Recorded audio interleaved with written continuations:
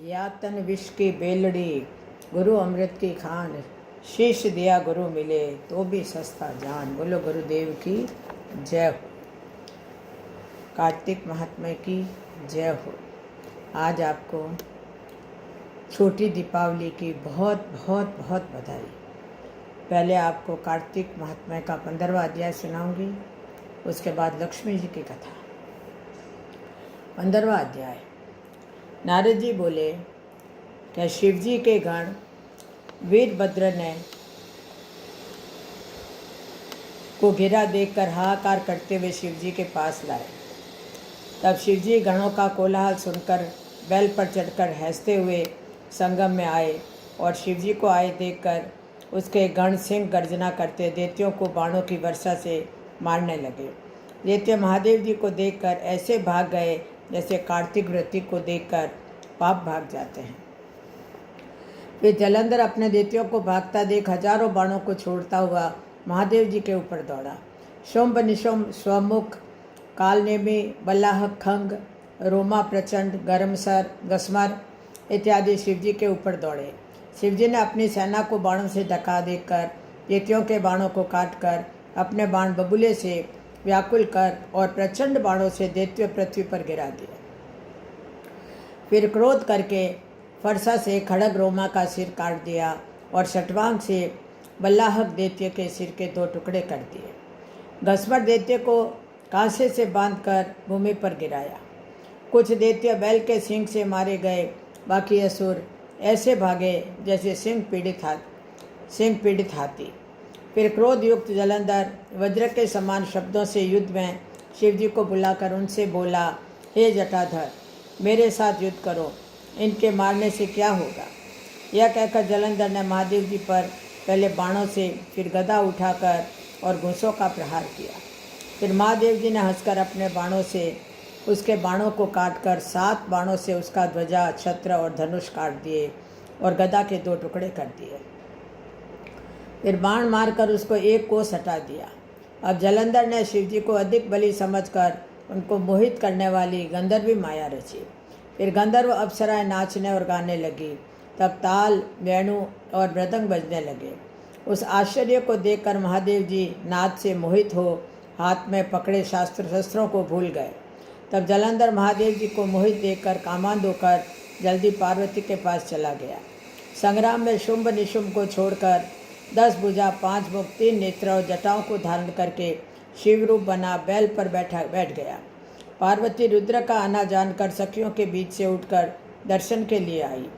तब उसने सुंदरी पार्वती को देखकर वीर्य को छोड़ दिया और जड़ हो गया। तब गौरी दैत्य को जानकर भयभीत हो छिपकर शीघ्र ही उत्तर दिशा में मानसरोवर में चली गई। बिजली की चमक की तरह पार्वती वहाँ से चली गई देख जलंधर युद्ध में शिवजी के पास आ गया। पार्वती ने भी मन में डर कर विष्णु का स्मरण किया। पार्वती बोली, हे विष्णु, जलंधर दैत्य का किया दुर्मति का कर्म क्या आपको नहीं मालूम हो। श्री भगवान बोले, जैसे वह तुमको छलने आया है इसी प्रकार हम भी उसकी स्त्री के साथ छल करेंगे, क्योंकि इसकी स्त्री पतिव्रता होने से वह मारा नहीं जा सकता।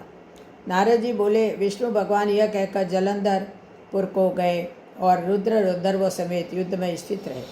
तब दैत्य की माया को अंतर्ध्यान हुई समझ शिव जी को भी ध्यान हुआ। तब महादेव जी ने क्रोधित हो जलंधर पर चढ़ाई कर दी। उस दैत्य ने शिव जी को बाणों की वर्षा से ढक दिया। इति कार्तिक महात्मा 15वां अध्याय। अब आपको आज लक्ष्मी जी की कहानी सुना रही हूँ। एक साहूकार की बेटी थी। वह रोज पीपल सींचने जाती थी। पीपल पर लक्ष्मी जी का वास था।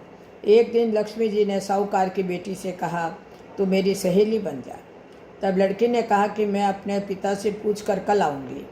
घर जाकर पिताजी को सारी बात कह दी तो पिताजी बोले, वह तो लक्ष्मी है, सहेली बन जा। दूसरे दिन वह लड़की फिर गई। जब लक्ष्मी जी निकल कर आई और कहा सहेली बन जा, तो लड़की ने कहा बन जाऊंगी, और दोनों सहेली बन गई। लक्ष्मी जी ने उसको खाने का न्योता दिया। वह लक्ष्मी जी के यहाँ जीमने गई। लक्ष्मी जी ने उसे शाल दुशाला ओढ़ने के लिए दिया, रुपए दिए, सोने की चौकी, सोने की थाली में 36 प्रकार का भोजन करा दिया। जीम कर जब वह जाने लगी तो लक्ष्मी जी ने पल्लू पकड़ लिया और कहा कि मैं भी तेरे घर जीमने आऊँगी। तो उसने कहा आ जाना। घर जाकर चुपचाप बैठ गई। तब पिता ने पूछा कि बेटी, सहेली के यहाँ जिम कर आ गई और तू उदास क्यों है उठी है? तो उसने कहा, पिताजी मेरे को लक्ष्मी जी ने इतना दिया, अनेक प्रकार के भोजन कराए, परंतु मैं कैसे जिमाऊंगी? अपने घर में तो कुछ भी नहीं है। फिर पिता ने कहा कि जिमा देंगे, परंतु तू गोबर मिट्टी से चौका की सफाई कर ले, 4 मुख वाला दिया जलाकर लक्ष्मी जी का नाम लेकर रसोई में बैठ जाना। लड़की सफाई करके चौका देके बैठी। उसी समय एक रानी नहा रही थी। उसका 9 लखा हार चील उठाकर ले जा रही थी। इतने में उसे मरा सर्प दिखा तो वह सर्प के पीछे गई और हार वहाँ डाल गई। उसने हार उठाया, वह हार को लेकर बाजार में गई और सामान लाने लगी तो सुनार ने पूछा कि क्या चाहिए? तब उसने कहा कि सोने की चौकी, सोने का थाल, शाल दुशाला दे दे, मोहर दे और सारी सामग्री दे। 36 प्रकार का भोजन हो जाए इतना सामान दे। सारी चीज़ें लाकर बहुत तैयारी करी और रसोई बनाई। तब गणेश जी ने कहा कि लक्ष्मी जी को बुलाओ। आगे आगे गणेश जी और पीछे पीछे लक्ष्मी आई। उसने फिर चौकी डाल दी और कहा, सहेली चौकी पर बैठ जा। लक्ष्मी जी ने कहा, सहेली चौकी पर तो राजा रानी के भी नहीं बैठी। साहूकार की बेटी ने कहा, मेरे यहाँ तो बैठना पड़ेगा। फिर गणेश जी लक्ष्मी जी चौकी पर बैठ गए। तब उसने बहुत खातिर की और जिमाया। लक्ष्मी जी उस पर प्रसन्न हुई। घर में खूब रुपए और लक्ष्मी हो गई। साहूकार की बेटी ने कहा, मैं अभी आ रही हूँ, तुम यहीं बैठी रहना, और वह काम करने लगी। लक्ष्मी गई नहीं और चौकी पर बैठी रही। उसका इंतज़ार करती रही। घर में धन का भंडार भर गया। हे लक्ष्मी जी, जैसा तुमने साहूकार की बेटी को दिया वैसा सबको देना। कहते न सुनता न हुंकारा बर्तन अपने सारे परिवार को देना, पियर में देना, ससुराल में देना, बेटे पोते को देना। हे लक्ष्मी माता, सबका कष्ट दूर करना, दरिद्रता दूर करना, सबकी मनोकामना पूर्ण करना। अब लक्ष्मी जी की दूसरी कहानी। एक गांव में एक गुड़िया रहती थी। वह बहुत गरीब थी, खाने के भी लाले पड़ते थे। उसके एक बेटी लक्ष्मी तिष्मी थी। प्रतिदिन दोनों माँ बेटी दोनों मजदूरी करती और उससे जो कुछ मिलता उससे अपना गुजारा करती। संध्या समय छप्पर से छाना लकड़ी बीन लाती और लुखी सूखी रोटी बनाती और खाती, नित्य नियम से रहती। दिवाली के दिन लक्ष्मी ने माँ से कहा, माँ आज दिवाली है, अपना घर भी नीप पोत लें। माँ से कहकर लक्ष्मी पीली की खान से पीली लाई, गोबर लाई, मिलाकर आंगन नीपा पोता। वह दिए जलाए, पूजा की। रात को जब वे दोनों सोई हुई थी कि अचानक उनके रमक झमक पायल की ध्वनि सुनाई दी और ऐसा लगा कि जैसे कोई आवाज़ दे रहा हो। उनको लगा कि कोई रूपवती महिला उनके सामने आ खड़ी है, जिसके वेश कीमती कपड़े गहने गांठे पहन रखे हैं, जिसे सारा घर प्रकाशमान हो रहा है। सुबह जब वे उठी तो उन्हें घर में आने के रास्ते पर पगलिए की पंक्ति दिखाई दी और आंगन में दीपक, घेवर, साटिया, फूल आदि वांगड़ों से चमक रहा था। सारा घर बदला बदला लग रहा था। सारा गांव कह उठा, गुड़िया को लक्ष्मी की जीत उठी है, लक्ष्मी को लक्ष्मी हाथ लगी है। और बुढ़िया के घर लक्ष्मी जी की कृपा से ठाठ हो गए। तब से हर घर में लोग दिवाली के पहले से ही घर आंगन की लिपाई पुताई में लग गए। पूरे आंगन में विधि प्रकार से मांडने और तरह तरह की बेलें बांधकर लक्ष्मी जी के रथ मांडने लग गए। अब लक्ष्मी जी की तीसरी कहानी भी सुना दो। एक गांव में एक विधवा रहती थी। उसके 7 बेटे थे। इन 7 में से 6 बेटों की शादियां हो चुकी थी। सबसे छोटा 7वां बेटा कुंवारा था। 7वें बेटे के लिए बहुत दूर देश से चतुर एवं सुंदर कन्या बहू के रूप में लाए। बहू के आने के बाद जब दिवाली आने वाली थी तो उसने झाड़ बुआर कर घर साफ किया तथा लीप छान कर इसे सुंदर व रम्य बना दिया। आंगन व कमरों में तरह तरह के मांडने मांडे। 6 बहुओं व सासू इन सब काम को समझती नहीं थी। छोटी बहू ने पूछा गया तो उसने समझाया कि यह दीपावली की तैयारी है। ठीक कार्तिक वदी अमावस्या को सबसे छोटी बहू ने लक्ष्मी जी का रथ मांडा। वह द्वार देरी पर मांडव कर दिया जलाकर रख दिया। हर कमरे में उसने ऐसा ही किया। अमावस्या की अंधेरी रात में लक्ष्मी जी भागती भटकती लहू लुहान पाँव लेकर इस घर के सामने उजाला लेकर रथ में विश्राम करने विराज गई। 7वीं बहू ने जहाँ जहाँ लक्ष्मी जी का रक्त लगा वहाँ सफ़ेद पांडु से तरह तरह की भर दी। लक्ष्मी जी ने पूछा, बेटी तुम ये क्या कर रही हो? बहू ने उत्तर दिया, माँ आपने मेरा आंगन कोड़ दिया है, मैं उसे भर रही हूँ। जब तक मैं यह भरत भरूँ आप आराम कीजिए। लक्ष्मी जी समझ गई कि छोटी बहू यह भरत कभी पूरी नहीं करेगी। और मांडने अनंत काल तक मांडते रहेंगे। लक्ष्मी जी ने प्रसन्न होकर उस परिवार की समृद्धि का वरदान दिया और समय समय पर उसके घर आने का वचन देकर रथ में सवार होकर विष्णु भगवान के पास चली गई। जाते जाते दोनों पाँवों की छाप पगलिए उस घर पर बनाकर कहा, जब तक ये चिन्ह यहाँ बने रहेंगे मैं किसी न किसी रूप में इस घर में स्थिर रहूँगी। इसके बाद उस घर व उस गांव में दिवाली का त्यौहार नियमित मनाया जाने लगा। बोलो लक्ष्मी माता की जय हो। अब आपको गुरुवार की कहानी सुना रही हूँ।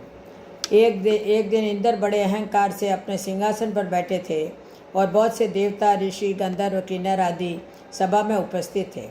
जिस समय बृहस्पति जी वहाँ पर आए तो सबके सब उनके सम्मान के लिए खड़े हो गए, परंतु इंद्र गर्व के मारे खड़ा न हुआ, यद्यपि वह सदैव उनका आदर किया करता था। बृहस्पति जी अपना अनादर समझते हुए वहाँ से उठकर चले गए।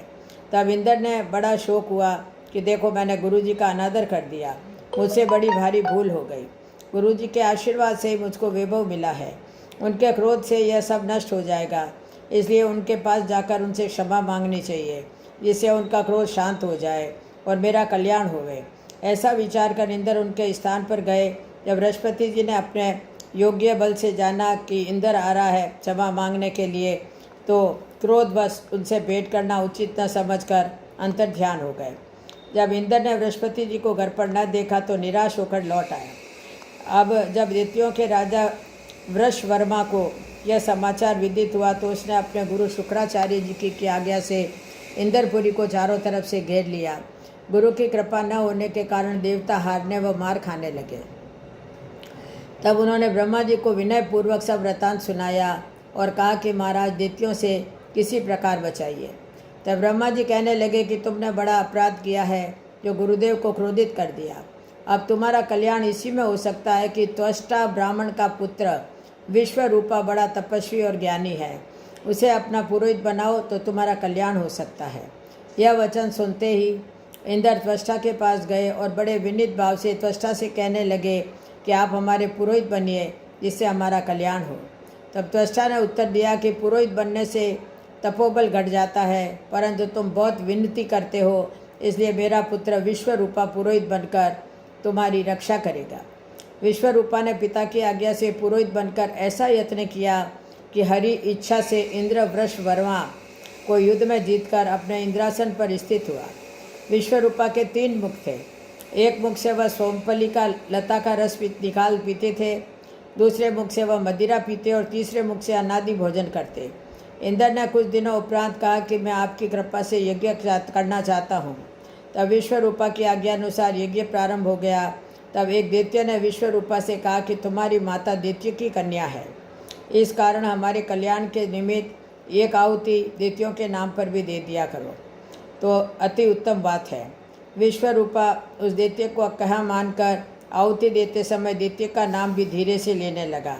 इसी कारण यज्ञ करने से देवताओं का तेज नहीं बढ़ा।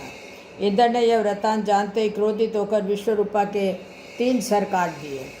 मद्यपान करने से भंवरा, सोमपली पीने से कबूतर और अन्न खाने से मुख तितर बन गया। विश्वरूपा के मरते इंद्र का स्वरूप ब्रह्म हत्या के प्रभाव में बदल गया। देवताओं के 1 वर्ष पश्चाताप करने पर भी ब्रह्म हत्या का वह पाप नहीं छूटा, तो सब देवताओं ने प्रार्थना करने पर ब्रह्मा जी बृहस्पति के साथ वहाँ आए। उस ब्रह्म हत्या को 4 भाग किए, उनमें से 1 भाग पृथ्वी को दिया। इसी कारण कहीं कहीं धरती ऊंची नीची और बीज बोने के लायक भी नहीं होती है। साथ ही ब्रह्मा जी ने यह वरदान दिया कि जहाँ पृथ्वी में गड्ढा होगा कुछ समय पाकर वह स्वयं भर जाएगा। दूसरा वृक्षों को दिया जिससे उनमें से गोंद बनकर बहता है, इस कारण गूगल के अतिरिक्त सब गोंद अशुद्ध समझे जाते हैं। वृक्षों को यह वरदान दिया कि ऊपर से सूख जाने पर जड़ फिर फूट जाती है। तीसरा भाग स्त्रियों को दिया, इसी कारण स्त्रियाँ हर महीने रजस्वला होकर पहले दिन चांडालिनी, दूसरे दिन ब्रह्मघातिनी, तीसरे दिन धोबिन के समान रहकर चौथे दिन शुद्ध होती है और संतान प्राप्ति का उनको वरदान दिया। चौथा भाग जल को दिया जिससे फैन और सिविल आदि जल के ऊपर आ जाते हैं। जल को यह वरदान मिला कि जिस चीज़ में डाला जाएगा वह बोझ बढ़ जाएगी। इस प्रकार इंद्र को ब्रह्म हत्या के पाप से मुक्त किया। जो मनुष्य इस कथा को पढ़ता या सुनता है उसके सब पाप बृहस्पति जी महाराज की कृपा से नष्ट हो जाते हैं। बोलो बृहस्पति भगवान की जय हो। अब आपको गणेश जी की कथा सुना रही हूँ।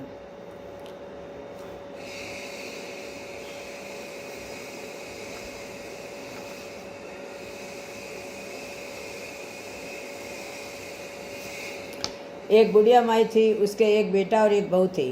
बेटा दूसरे गांव में कमाने जाता तो बुढ़िया माई अपनी बहू को बहुत दुख देती। बहू को खाने पीने को भी नहीं देती। तब बहू क्या करती कि जो नाश्ता पड़ा रहता वह कुछ खा लेती और कुछ बिखेर देती, और सासू पूछती तो चूहों का नाम ले लेती। उसका पति 12 महीने से घर आने वाला था, तो उसने सोचा कल मेरा पति आएगा, इसलिए मैं सुबह जल्दी उठकर सारा काम कर लूँगी। उधर विनायक जी ने सोचा कि यह रोज़ाना नाश्ता खुद खा लेती है और चूहों का नाम लगा लेती है, तो इसे मज़ा चखाना चाहिए। वो रात को अपनी कोठरी में दरवाज़ा बंद कर सोती और अपनी साड़ी खूंटी पर टांग देती। उस दिन भी ऐसा ही किया तो गणेश जी महाराज ने अपने चूहों को आज्ञा दी कि उसकी साड़ी को अपने बिल में ले जाओ। सुबह जल्दी उठकर बहू ने देखा तो उसकी साड़ी खूंटी पर नहीं थी। वह बैठकर रोने लगी तो बाहर से सब लोग आवाज़ देने लगे, तो उसने कहा कि मेरी साड़ी खूंटी पर से कोई ले गया है, मैं बाहर कैसे आऊँ। इतने में उसका पति भी गांव से आ गया। सब कहने लगे कि तेरी पत्नी दरवाज़ा नहीं खोल रही है। पति दरवाज़ा खोल कर अंदर गया तो देखा कि उसकी पत्नी उगाड़ी बैठी है और उसको मारने लगा। बोला कि तू झूठ बोल रही है, बंद कोठड़ी में से साड़ी कहाँ जा सकती है।